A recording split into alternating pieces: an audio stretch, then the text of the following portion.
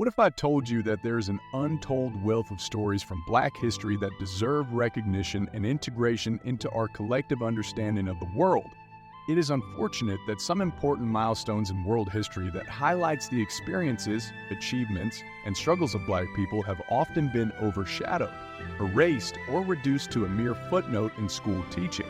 In this video, we will embark on an exhilarating journey through the untold tales of Black history, purposefully shedding light on pivotal events, transformative movements, and extraordinary figures that have been unjustly neglected or omitted from mainstream narrative. One of the most devastating episodes of racial violence in recent American history is the Tulsa race riot that took place in the Greenwood district of Tulsa, Oklahoma, on the 31st of May, 1921. Before the unfortunate incident, Greenwood, Tulsa had a thriving Black community amid deep-rooted racial tensions that were prevalent at the time. There were several Black-owned businesses, including various stores, restaurants, hotels, and theaters. In fact, Greenwood was an economic powerhouse and was frequently called the Black Wall Street. But alas, the beginning of the end of this thriving Black community was marked by an event that happened in an elevator at the Drexel Building in downtown Tulsa. Dick Rowland was a 19-year-old Black shoe shiner taking an elevator ride at the Drexel Building with white 17-year-old elevator operator Sarah Page. While what actually happened is unknown, but the general consensus is that during the ride, Rowland accidentally stepped on Page's foot, tripping the operator. And when he extended his hand to help the girl keep her balance, she screamed and ran out in fear from her post. Witnesses to the girl's fright immediately spun a story, saying that Rowland had sexually assaulted Page, and subsequently, the young man was arrested. The news spread rapidly, fueling racial tensions that were already simmering in the racially segregated city. And much of this tension can be attributed to the Tulsa Tribune, a local newspaper that escalated the situation by printing an issue that compelled white men to nab Rowland for sexually assaulting Page in the elevator. This call to action led to the gathering of an infuriated white mob outside the courthouse where Rowland was held. They only wanted one thing, and it was Rowland's lynching. Catching wind of the impending incident, a group of Black men went up to the courthouse armed to defend their brother from the mob's fury. And while the two groups heatedly exchanged words, a shot went off, which sparked the start of a large-scale riot. It was a brutal scene that saw the two sides firing shots at the other all the way till midnight. Since the Black men were outnumbered, they retreated to Greenwood. But the horror didn't end there. As the white mob had local law officers on their side, the attackers were deputized by the sheriff, and the invasion of Tulsa commenced. With mob supporters pouring into Greenwood, residents were killed, their houses burned to the ground, and their stores and homes looted. It was a nightmare that lasted 2 days, only stopping when the National Guard imposed martial law. When the dust settled, the damage was irreparable. Over 1,400 houses and stores in the district were reduced to ashes. Hundreds of Black lives were lost, and nearly 10,000 people were left displaced without a house. In an instant, the hard-earned achievements of the Black community were obliterated. The charges against Rowland were dropped in September of the same year, with both Rowland and Sarah Page surviving the incident before leaving Tulsa. What makes this event even more horrifying is the shameless cover-up perpetrated by the press and the United States government. For almost 7 decades, the news of this massacre was kept away from public ears. Schools failed to add it to the history books, and for a long time, the horrors were only left in the victims' hearts. This cataclysmic event stands as a haunting reminder of the destructive power of racism and the immense toll it exacts on innocent lives. It also proves the systemic racism and inequality that plagued the nation during the early 20th century. When telling the stories of the grand adventurers that mapped out America, schools often place Europeans in the spotlight. But what if I told you that in the 16th century, there was an African who led expeditions to explore northern Mexico and the Wild West, earning himself the title of the first great African man in America? Unfortunately, there's little information about Estevanico's early days, but we know he was born in Azamor, Morocco, in the late 15th century or early 16th century, or early 16th century. The first record of his name reports that he was a slave sold to a Spanish nobleman, and Restaurantes de Carranza in 1522. Estevanico went by different names, including Esteban de Durantes and Mustafa Azamuri. Although originally a Muslim from an Arabic-speaking country, he converted to Christianity in captivity. His conversion was a move that allowed his subsequent accomplishments in history. Slavery in Spain was different from other countries. This is because Spain had more lenient laws regarding the practice, and slaves that willingly converted to Christianity, which was the dominant religion at the time, were treated more kindly than others. This meant they also had a better chance of integrating into society after gaining their freedom. Since only Christians were allowed to explore the New World, Estevanico's conversion made it possible for him to join his master, Andres Dorantes de Carranza, in a 300-man expedition led by the governor of La Florida, Panfilo de Narvaez. However, there was nothing like smooth sailing for the Narvaez's crew, as strong winds forced them to the shore of Boca Ciega Bay, which is present-day St. Petersburg, Florida. Unshaken in his goal to establish 2 settlements in Isla de las Palmas, near present-day Tampico, Mexico, Narvaez split his crew into 2 groups, ordering 100 sailors to sail north of the bay to a large harbor that his men told him was nearby. Then, he led about 300 men, including Estevanico, on a dangerous march to meet up with his ships in the harbor that he soon discovered didn't exist. The road was filled with peril as the 300-man crew slowly reduced to less than 250 men due to violent confrontations with Native Americans.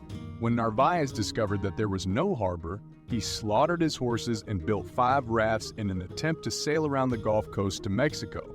But again, a violent sea storm disrupted his plans, and this time, only a fraction of the team survived as they were washed up to the island of Galveston.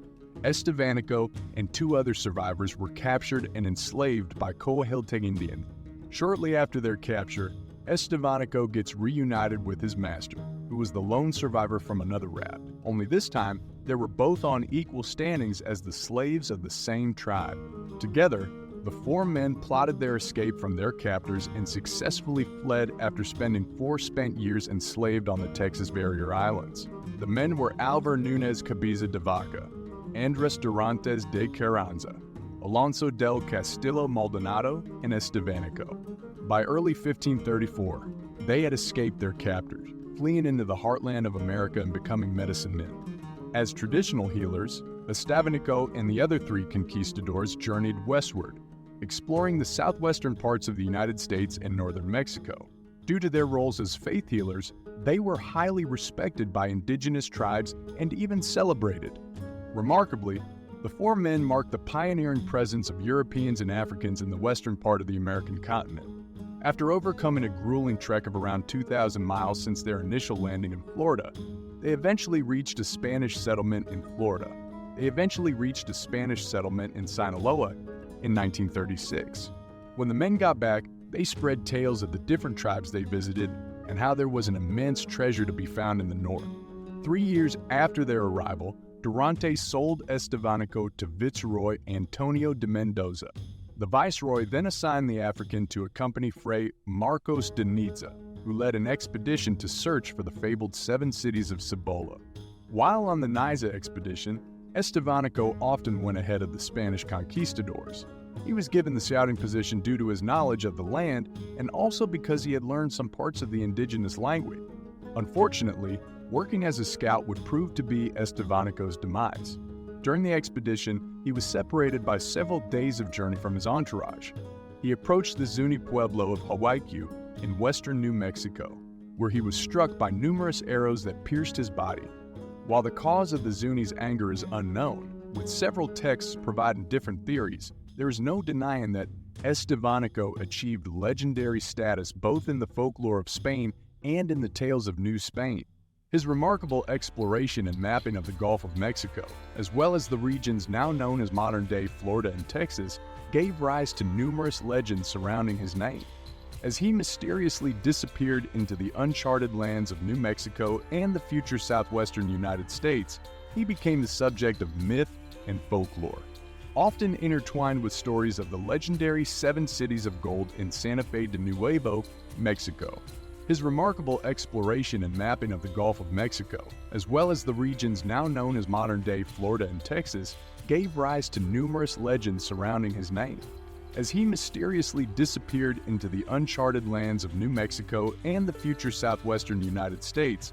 He became the subject of myth and folklore, often intertwined with stories of the legendary 7 cities of gold in Santa Fe de Nuevo, Mexico. Of course, there is an increased visibility of prominent Black women in America's recent history. However, it remains concerning that schools often overlook the significant contributions of Black women in the early exploration and discovery of the continent. One such example is Isabel de Olvera, whose story is a motivational one that challenges the status quo at the time, as she boldly fought against female oppression and the patriarchy. She is also recognized as one of the first Africans to set foot in New Spain, in what is now known as the southern parts of the United States and in Mexico. Isabel de Olvera's story unfolds during the 16th century, a time marked by European exploration and colonization in the Americas. The precise year of Isabel's birth and her specific background is not fully known, but historical records indicate that she was born in Querétaro, Mexico, in the late 1500s, to an African father and a native Mexican mother. Since her mother was a free woman, de Olvera inherited her freedom due to the law that said a child's status was based on the mother's condition. In 1600, Olvera joined an expedition led by Juan de Onate, a Spanish conquistador and explorer who was dispatched to fortify the Spanish claim over the colonized territory of Santa Fe de Nuevo, Mexico. This expedition was part of the broader Spanish efforts to expand their dominion and control over the lands of the Americas. However, before de Olvera went on the journey, she weighed the oppression she would be subjected to as a free, unmarried Black woman aboard a ship of rowdy sailors. In the 16th and 17th centuries, Spanish women were treated as second-class citizens. Historical records reveal that even married women were oppressed under the system, with most suffering in silence in abusive marriages. If native Spanish women were going through this, then imagine the atrocities a Black single woman would face, even if she was a free person under the law. Plus, more often than not, the women of New Mexico that endeavored to gain control over their challenging circumstances by seeking assistance from local curanderas, who are skilled medicine women, were, unfortunately, faced with allegations of witchcraft. It was in this highly patriarchal time, where women were only protected to a degree if they were married, that the single and free de Olvera fought to challenge the system. De Olvera's journey would place her amid 73 soldiers alongside provisions such as food, livestock, and a wide range of supplies. She knew the law can be fickle regarding women's rights, so as a means to safeguard herself against potential advances by the soldiers during the journey, she put together a powerful deposition that remains etched in the history books today. This deposition was made in the presence of 3 witnesses: Mateo Lanes, a Querétaro resident who was a free Black man; Ana Verdugo, a mestiza woman residing in the vicinity of the city; and Santa Maria, a Black enslaved woman belonging to the alcalde Miller.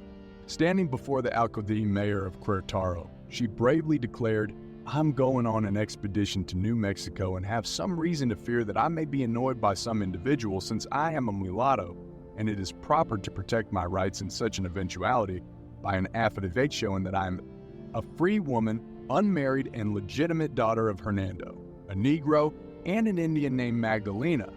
I therefore request your grace to accept this affidavit, which shows that I am free and not bound by marriage or slavery. I request that a properly certified and signed copy be given to me in order to protect my rights and that it carry full legal authority. I demand justice." Although the outcome of Isabel's petition is not well documented, de Olvera remained courageous in her efforts to navigate a patriarchal and Spanish-dominated system that was designed to suppress her power and rights. In doing so, she not only embodies the enduring nature of indigenous Mexican and African communities, but also highlights the role of Black women in New Mexico, as evidenced by the earliest written records of the region. After the remarkable deposition, Isabella de Olvera went on the expedition and became the first woman of color to travel to the northern parts of New Spain, cementing her name in the history books. If you enjoyed this video, remember that by shedding light on these untold stories, we can create a future where all voices are heard, celebrated, and valued. Make sure to stick around if you want to hear more untold stories about Black histories.